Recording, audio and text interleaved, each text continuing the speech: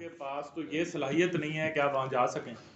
Bike out آپ نے کیا کرنا ہے؟ آپ کے پاس تو آلٹرنیٹو پروڈکٹس ہی نہیں ہیں. ان کو وہ پروڈکٹس بنانی چاہیے. کون بنائے گا؟ مسلمانوں میں سے ہی کچھ. آپ تو میں پاکستانی پروڈکٹ بنا کے بیچتا ہوں. آپ نے نہیں آپ نے تو مسلمان نے بارڈر بند کر دیا. یہ پروڈکٹس تو پروڈکٹس بنانا اور بارڈر بند کرنا. بندہ لانے کو تیار نہیں ہے جس کا حکم قرآن میں موجود ہے کہ ہجرت کر لی جائے. آپ نے اپنے بارڈر سیل کر لیے ہیں. آپ پروڈکٹ یہ بالکل وہ مثال ہے کہ کشمیر کا معاہدہ طے کر لیا ہے اور قوم کو ٹرک کی بتی کے پیچھے لگایا کہ جمعے کو آدھا گھنٹہ آفس کے باہر کھڑے ہوں تو وہ سری نگر سلپ ہو کے ادھر آ جائے گا. بات یہ ہے کہ دیکھیں سینکشن آج کل جو سپر پاور ہے نا وہ سینکشن لگا رہی ہے. ٹھیک ہے, کبھی ایران پہ کبھی کس پہ ان کے پاس طاقت ہے. تو ہماری جو سینکشن ہے نا وہ اس حد تک ہو سکتی ہے. نہیں یہ بے وقوفی ہے. یہ سینکشن نہیں ہے. سب سے پہلے تو اپنی منجی تلے ٹانگ پھیریں کہ ہم غلط کہاں کھڑے ہیں اپنی سوچ میں. ہم اللہ کا حکم کیوں نہیں ماننے کو تیار؟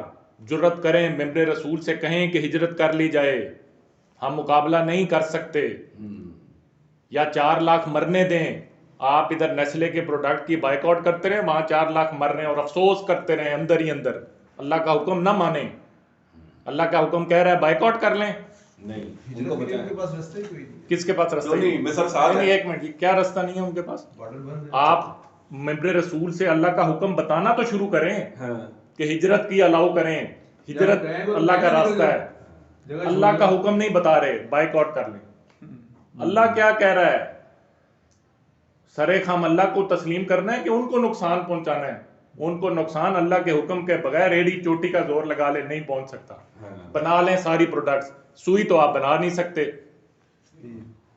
یہ اصل میں اپنے اندر کی جو ایروگنس ہے نا, یہ جو انانیت بھر گئی ہے کہ مسئلے کا حل ایڈریس نہیں کرنا اور معذرت کے ساتھ مجھے کہہ لینے دیں, یہ انانیت جو آ گئی ہے نا کہ اللہ کا حکم نہیں ماننا, اس کو ٹھیک کر لے مسئلہ حل ہو جائے گا. اللہ کہہ رہا ہے نا ہجرت کر لی جائے. رسول اللہ صلی اللہ علیہ وسلم نے ہجرت کی نا. آج کے رسول ہی بیٹھے ہیں نا سارے. ہم تو سارے آج کے رسول ہی ہیں. ہم عشق اللہ تو ہیں ہی نہیں نا, میجورٹی تو ہیں ہی آج کے رسول. اللہ کے رسول نے ہجرت کر لی ہے, اس لیے کی تھی. ہم نہیں کرنا بائیک آؤٹ ہے. ہجرت کا جواب سن لیں.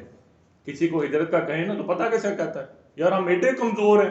اتنے ہی کمزور ہیں کہ نیسلے کے پروڈکٹ کا بائیک آؤٹ نہیں کر سکتے. اتنے ہی کمزور ہیں.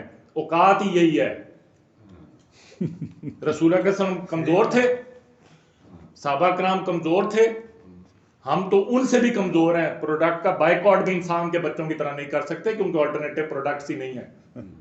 اسی لیے اللہ یہ بات مان لیں کہ اللہ کا حکم ماننا ہے اور وہ کیا ہے, ہجرت کر لیں.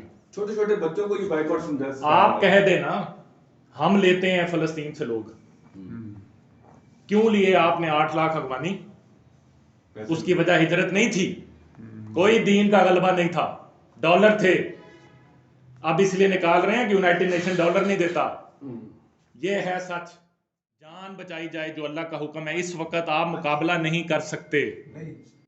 سر وہ تو سٹیٹ ہے نا, آپ نے بارڈر ہی بند کر دیا.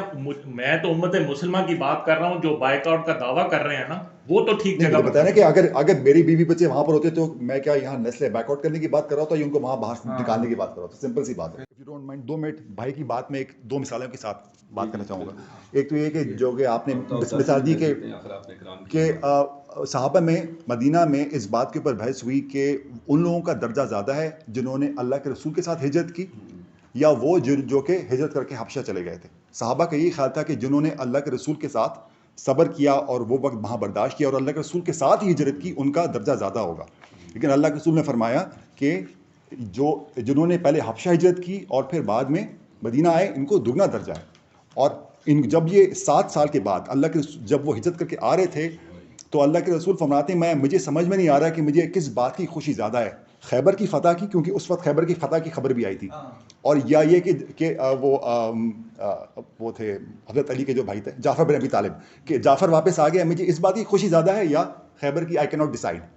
تو ان کو ریپریمانڈ نہیں کیا گیا بلکہ ان کو دگنا अजर कहा गया, तो इसलिए हिजरत का यहाँ पर वाक़या कि हिजरत करना, जैसे भाई कह रहे थे कि कोई कमज़ोरी की वो मतलब अगर आप एक्सेप्ट करें कि भाई सब मुसलमान की जान माल इज़्ज़त की हुर्मत जो है वो बैतुल मुक़द्दस को बचाने या उसमें जाकर नमाज़ पढ़ने से ज़्यादा है। तो दूसरी बात ये वाक़या ये कि अल्लाह ने जो असहाब कहफ का तज़किरा किया वो बादशाह की जुल्म से उनके पास मुसलमानों के पास जगह जब उनको मिली उन्होंने हबशा हिजरत की। असहाब कहफ के पास कोई जगह नहीं थी, कहीं नहीं जा सकते थे, वो गार में जाके बैठ गए। अल्लाह ने उनको प्रेज़ किया, उनका वाक़या कुरान में मेंशन किया, उनको रिप्रिमांड नहीं किया कि तुम बादशाह के सामने क्यों नहीं खड़े हुए।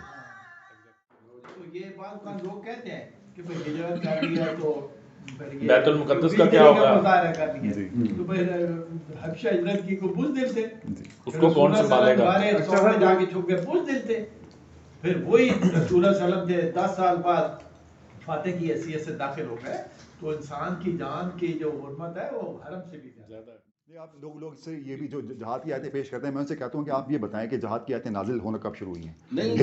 हिजरत के 1 साल बाद गालिबन जहाद की आयतें आ गई थी, तो अल्लाह के रसूल ने अगले दिन मक्का में क्यों नहीं हमले किया? वहाँ पर मुसलमानों के ऊपर जुल्म नहीं हो रहा था? वहाँ पर अबू जहल, अबू लहब, गुस्सा के रसूल वहाँ पर मौजूद नहीं थे?